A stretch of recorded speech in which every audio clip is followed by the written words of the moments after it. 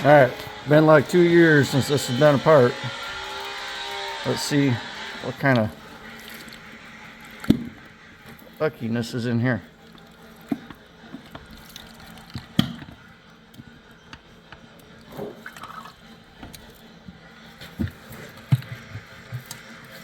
Well, it looks pretty clean. I don't even see any water yet. Must mean I still have good seals or something. Oh, look at that. It still looks great in there. Oh, gear lube in the eye. I mean, I'm sure there was some water in there at some point, but that all looked like a fairly clean fluid. What did I have in here? Yep, hydraulic oil. Time for those to come out. Alright, let's see what we got back here.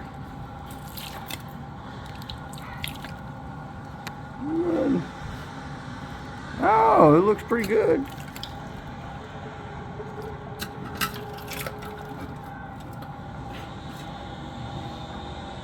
I ain't seeing any water.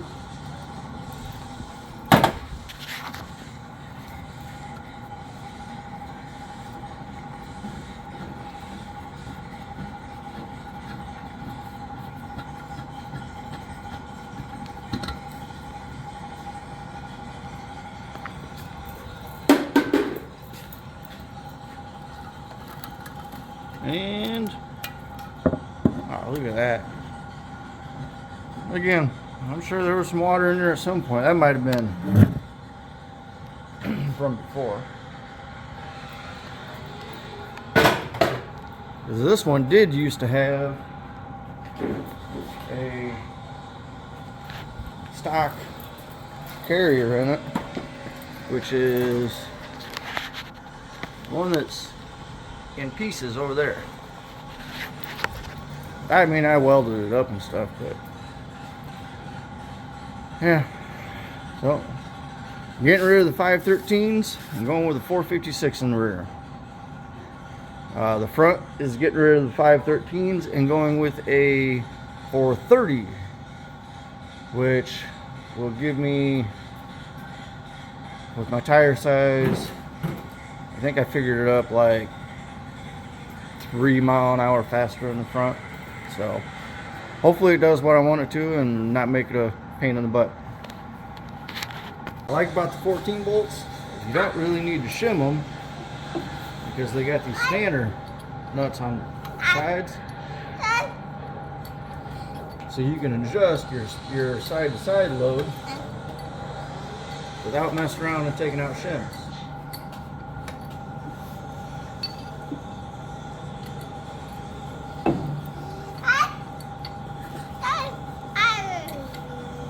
Hold on, Chan. I got my daughter in the shop helping me. She's been cleaning.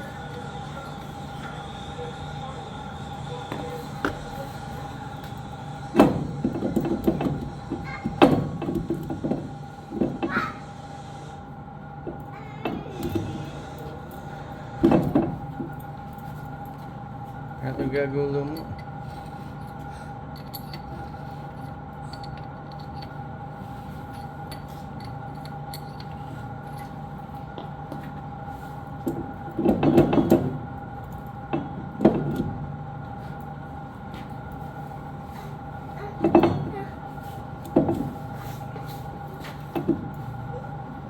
What am I getting caught on here?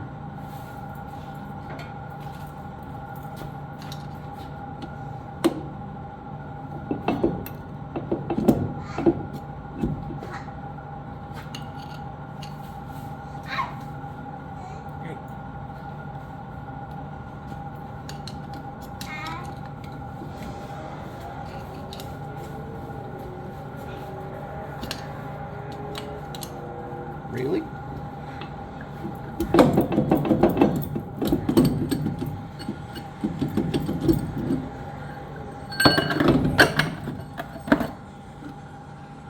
Okay, well, I have to look into why that wasn't wanting to fall out like it should have, but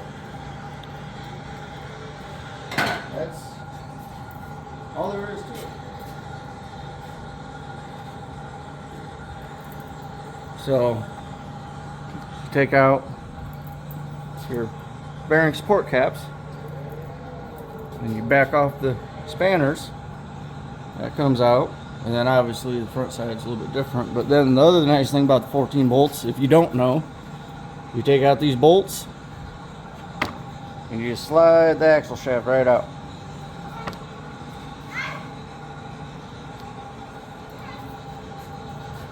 So yeah, that's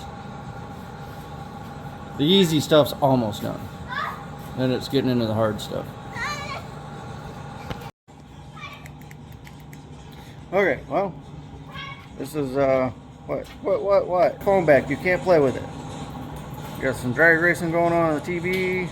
My daughter yelling at me for taking my phone back, and we got empty housing.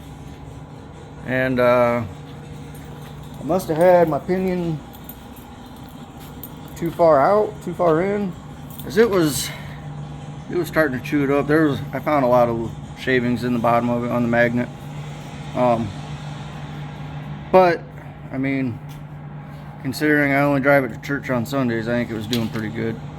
That's the nice thing about these 14 bolts is the whole pinion gear housing unbolts, so you can actually do all that on the bench. And you can actually, there's shims that will go here, and you can shim it there too. So they're a heavy rear end, but I mean, we are throwing an awful lot at it, and they take it.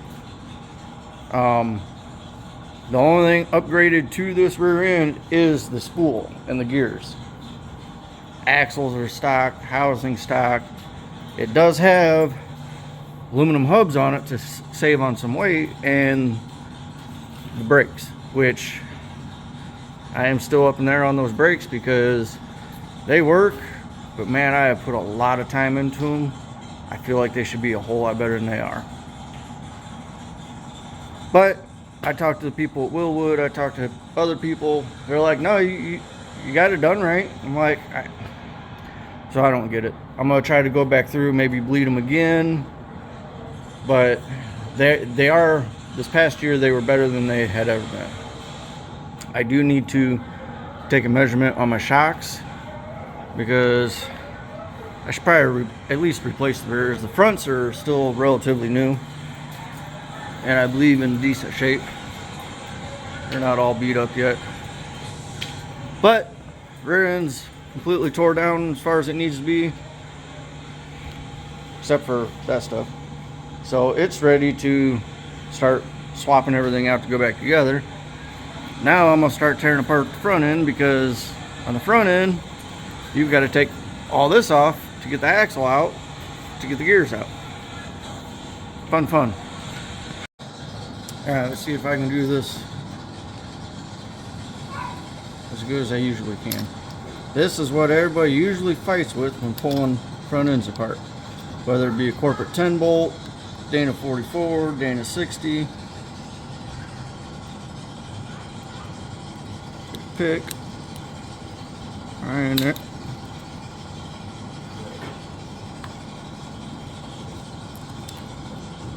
Get behind it.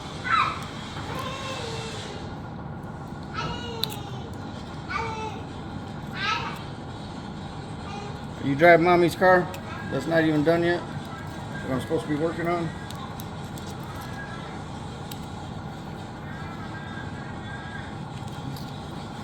Trying to do it without bending.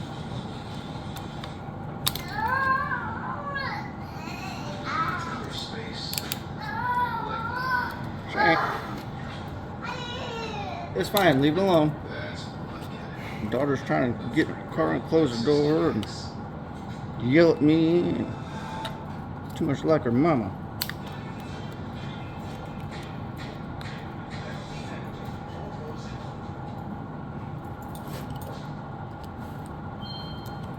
I swear, normally I get them a lot quicker than this. There we go.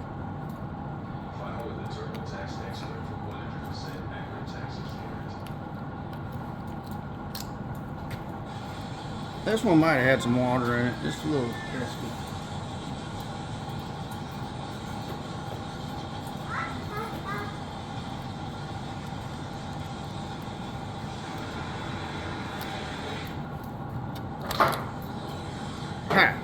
There you go. I have had people tell me they fought with these for hours trying to get them. I used to have, like, I had a nail, I had a special screwdriver, little screwdriver I'd ground down to get in there. I guess just over the years you finally figure out how to do it. I really need to buy me a good set of these.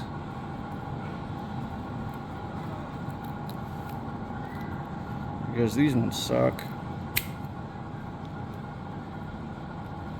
I don't know if my big ones will get in there or not.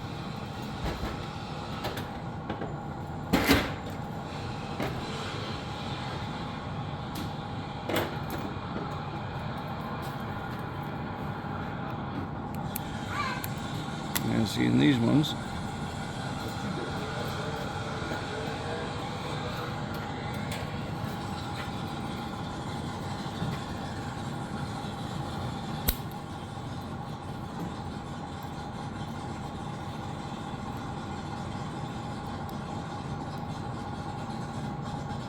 Really? All the tools are out of reach. Go figure.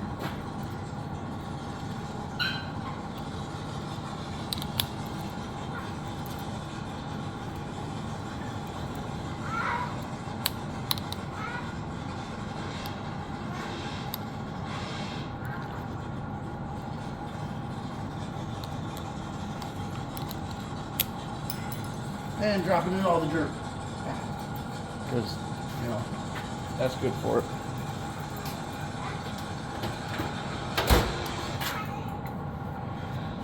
And that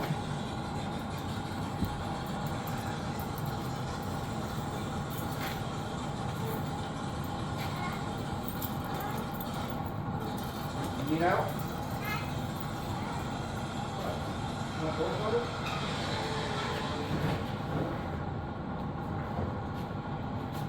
Bye-bye.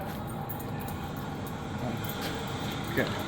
Daughter apparently is taking the car that don't run and leaving me.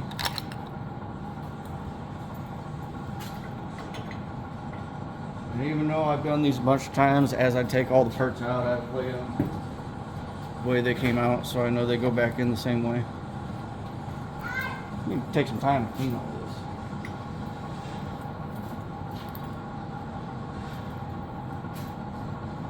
And that is what consists of a lockout.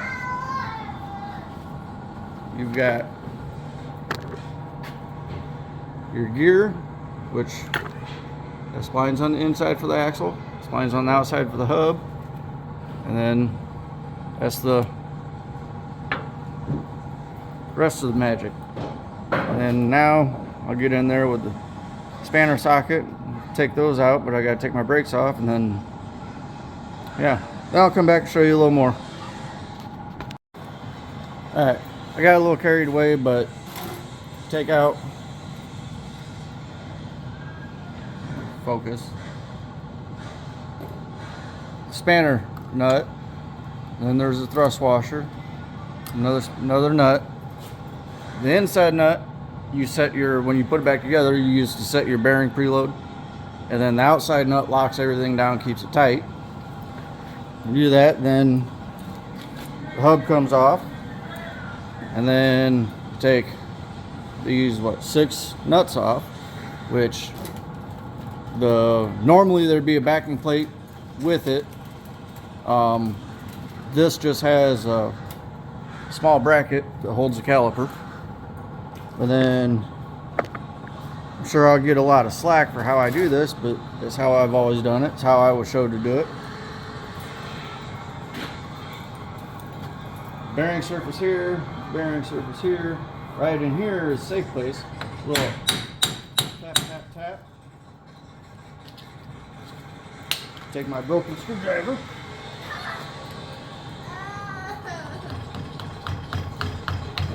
All I'm using that for is the spacer, really. And I come to this side. Tap, tap, tap.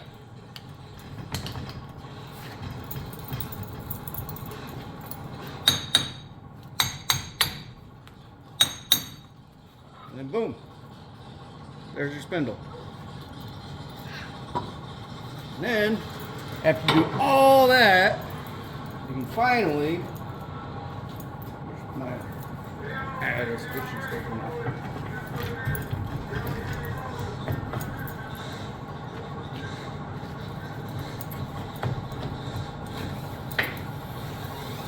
Pull the axles out. And we're just going to lay those down just like everything else. We'll clean it up before it goes back in, but I'm going to try to get some more of that crap out of there. But this has got, you wait your turn. What? Hey. But this has Yukon shafts in it. I went like 8-9 years before I finally broke a shaft, and I broke the inner short side. The inner pieces around here somewhere still. Yeah. And here. That's the one I broke. And yeah, finally upgraded and put the Yukons in it. So we'll pull this shaft out, and then same deal. Pull the bearing caps off. Pull that out. Still got to pull the drive shaft. My daughter's yelling at me. She wants to play on my phone. So I'm gonna call it there. About out of time for today anyway. So remember, it was easy. Everybody do it.